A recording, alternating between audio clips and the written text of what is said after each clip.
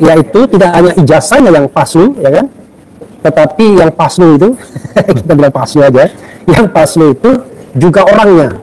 Terus terang ngeri sedap ngomongnya, tetapi ketemu di Universitas Gadjah Mada nama Joko Widodo. Dipakailah berkas itu, makanya saya katakan ini orangnya bukan Joko Widodo yang asli. Itu ya. Ya, rewang yang dimaksud itu nama orang kah? Karena Rocky Gerung juga pernah menyebut kata rewang. Ya. Itu apa itu? Nama orang? Nama orang. Rewang itu nama orang. Siapa itu? Anggota Komisi Sentral Partai Komunis Indonesia. Waktu itu termuda dia, waktu terjadi peristiwa itu. Oh, di tahun 65. Berarti sejalan sama Rocky Gerung dong, ijazahnya asli, orangnya palsu. Ya, itu ya, saya belum ketemu Rocky Gerung, saya nggak tahu gimana bisa sama saya dengan Rocky Gerung, itu saya nggak tahu. Menurut lo ini ijazah Jokowi itu asli apa palsu nih? Ijazahnya asli, pemiliknya palsu. Jadi saya mengatakan pada podcast yang lain, saya pernah mengatakan bahwa saya itu sampai sekarang belum bisa membuktikan, tapi saya sangat mencurigai ada satu konspirasi besar, ya, atau ada satu sindikat besar yang bekerja untuk menempatkan dia. Ya, setelah jadi wali kota, menjadi gubernur DKI, menjadi presiden sampai 2 kali, itu tidak mungkin adalah hasil dari kehebatan dia sendiri. Ini ada satu konspirasi yang bekerja, yang Anda tidak pernah bisa tahu. Sama dengan kecurigaan saya bahwa selama menjalankan pemerintahan itu ada bayangan, ada tim bayangan yang bekerja.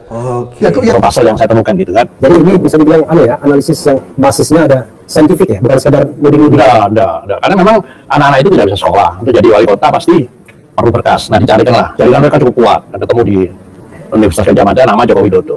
Dipakailah berkas itu. Makanya saya katakan ini orangnya bukan Joko Widodo yang asli. Itu yang buat menambah keyakinan saya bahwa ini memang ada skenario besar sampai dia jadi wali kota di Solo. Makanya jangan heran kalau waktu itu gelarnya Randes tuh jadi insinyur. Karena di wisuda itu tidak ada di di wisuda itu sertifikat wisuda itu tidak ada gelar memang. Ya.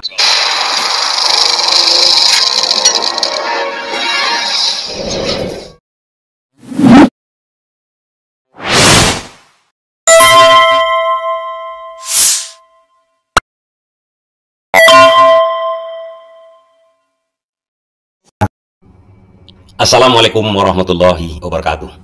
Kalau ini semua benar, dugaan ataupun cuplikan-cuplikan video yang saya tampilkan tadi itu benar semua, artinya kita dikangkangi oleh PKI selama ini. Ada konspirasi besar di balik Jokowi ini. Kekuatan besar yang telah mencengkram kita selama ini. Masuk akal lah bagaimana sumber daya alam kita ini dikeruk untuk menguntungkan Cina. Karena kita tahu PKI yang kemarin itu berkhianat di Indonesia, G30 PKI itu berasal dari Cina. Dan kita melihat bagaimana rezim Jokowi selalu mengagung-agungkan Cina selama ini. Nikel, kereta cepat, IKN, semuanya mengharapkan dari Cina. Dan memanjakan Cina seolah itu adalah tuan besar kita.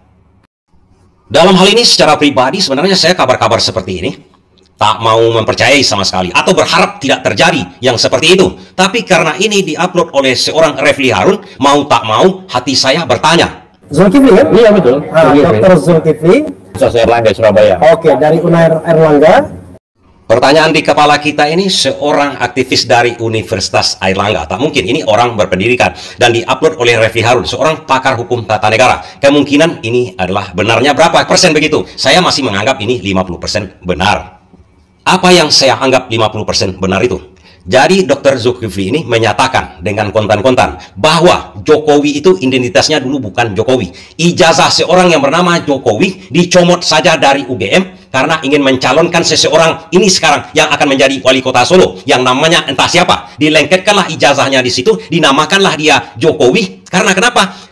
Karena yang akan dicalonkan menjadi wali kota tersebut tidak mempunyai ijazah. Bahkan dia menyampaikan tidak mempunyai ijazah SMP, SMA sama sekali. Karena kenapa? Karena dia adalah anak orang PKI. Itu yang disampaikan dia. Karena orang tuanya adalah dari barisan sana sehingga dia tidak mau sekolah atau memang tidak bersekolah. Sementara seseorang ini yang kemudian kita kenal menjadi presiden kita, yang kita kenal kemudian menjadi Joko Widodo, yang ijazah itu dicomot dari UGM saja. UGM saja, kemudian dijadikanlah itu untuk pencalonan di Solo. Si orang yang tidak diketahui nama ini dicalonkan menjadi wali kota Solo memakai nama Joko Widodo. Kemudian dari keterangan Zulkifli ini, saya juga mendapati kata-katanya sebagai berikut. Hal ini diatur oleh seseorang bernama Rewang yang sudah meninggal sekarang ini, yang juga pernah bertemu dengan Rocky Gerung. Sehingga Rocky Gerung menyatakan bahwa ijazahnya asli. Memang ijazah seseorang yang bernama Joko Widodo yang di sana, dia yang dicomot untuk seorang calon wali kota yang tidak diketahui namanya ini. Artinya ijazahnya asli, orangnya, pemiliknya palsu. Kan itu yang dikatakan oleh Rocky Gerung. Jangan-jangan ini sudah ada informasi di belakang ini. Inilah yang mengatur menurut Zulkifli ini. Dan di cuplikan tadi itu, Rewang ini menurut Zulkifli adalah anggota Komisi Sentral Partai Komunis Indonesia. Luar biasa. Artinya inilah orang-orang atau konspirasi besar di balik naiknya Jokowi menjadi wali kota, gubernur, dan presiden. Dalam hal ini, saya masih 50-50 mempercayai antara percaya dengan tidak.